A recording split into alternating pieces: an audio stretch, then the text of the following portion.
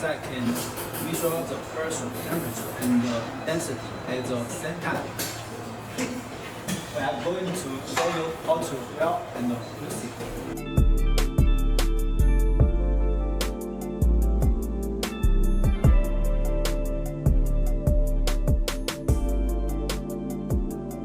Red for power positive, black for power negative,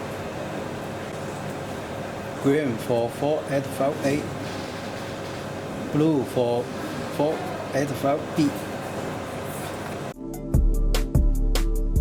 First click Find Port, then click Search and Connect.